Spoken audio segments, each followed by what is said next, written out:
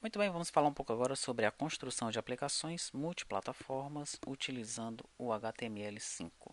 No caso, quando eu me refiro a HTML5, eu estou também colocando aí no pacote o JavaScript e o CSS. No caso, são aplicações responsivas, tá? Uma vantagem de utilizar o HTML5 é que você não se preocupará em aprender as linguagens utilizadas por cada plataforma. Além disso, você não vai precisar conhecer detalhes das APIs de cada plataforma. Outra vantagem interessante é que a sua aplicação vai funcionar nos dispositivos novos que estão chegando no mercado. Um dos grandes desafios de criar aplicações multiplataforma é o tamanho das telas.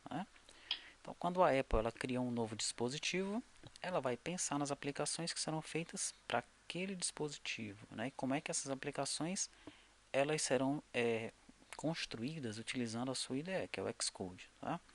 É bem provável que eles também pensem na compatibilidade com os outros dispositivos, com os dispositivos antigos. Tá?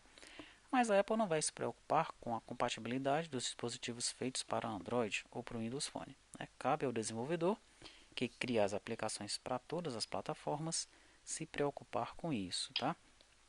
O tamanho da tela é apenas uma das várias preocupações que um desenvolvedor terá quando for criar uma aplicação multiplataforma. Tá? Existem ainda os outros recursos dos dispositivos, como câmera, acelerômetro e etc. Uma aplicação multiplataforma ela deve tirar proveito desses recursos e ainda se preocupar com a experiência do usuário. O usuário espera que uma aplicação feita para Android se comporte como uma aplicação feita para o Android. Como assim? Existem alguns padrões em cada plataforma. Tá? Por exemplo, as abas de uma aplicação para o iOS elas aparecem na parte inferior da tela, ao passo que numa aplicação feita para o Android vai aparecer na parte superior da tela. Se o desenvolvedor fizer uma aplicação multiplataforma e deixar as abas na parte inferior da tela, apenas na parte inferior, os usuários do iOS não vão estranhar, mas para os usuários do Android, eles vão ver algo diferente, fora do padrão daquela plataforma. Tá? Dessa maneira, o usuário não estaria tendo uma boa experiência ao utilizar essa aplicação. A aplicação que é feita em HTML só será multiplataforma se os dispositivos de destino, se as plataformas de destino, suportarem todas as APIs utilizadas. Tá? Então é preciso ter atenção a alguns detalhes, como a utilização do código JavaScript. Ok? Não é porque um código é feito em JavaScript que ele vai rodar em todas as plataformas. Tá? Se um código feito em JavaScript fizer uso de uma API específica, por exemplo, uma API para o Android, essa aplicação não será multiplataforma porque ela não vai funcionar no iOS, por exemplo. Tá? Uma API importante multiplataforma é o Apache Cordova, que é o que nós vamos utilizar aqui no nosso treinamento. Ele habilita o acesso aos recursos do dispositivo, como câmera, acelerômetro, geolocalização e outros recursos dos dispositivos, de forma consistente em várias plataformas e dispositivos. Tá?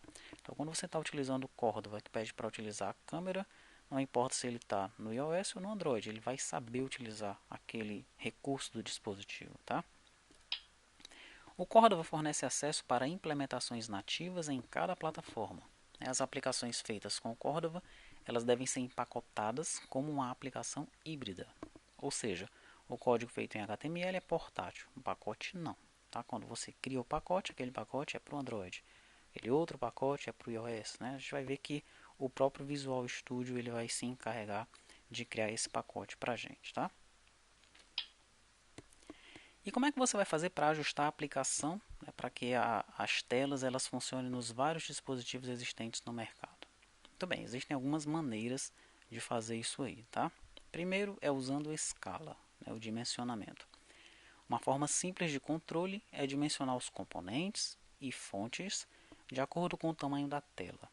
E, opcionalmente, ajustar o preenchimento em torno dos componentes.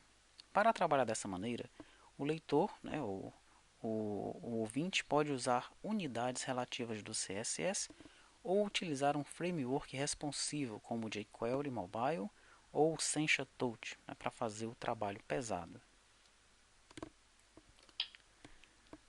Imagens responsivas. As imagens podem exigir mais do que um simples dimensionamento. Às vezes é desejável cortar uma imagem de maneira diferente ou mesmo carregar uma imagem com resolução maior ou menor.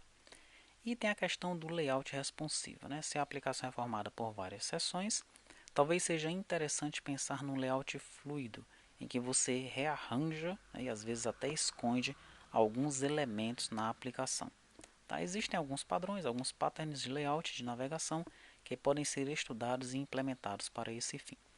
Bom, mas você se preocupa com tudo isso daqui quando você está escrevendo uma aplicação crua, né? Utilizando mesmo o HTML, utilizando mesmo o JavaScript e utilizando o CSS, os três puros. Aí sim, você teria que se preocupar com todos esses detalhes aqui, tá? Mas nós vamos trabalhar numa camada acima, né? Nós vamos utilizar alguns frameworks que já fazem tudo isso aqui para a gente. Nós não vamos precisar nos preocupar com esses detalhes como nós veremos a seguir.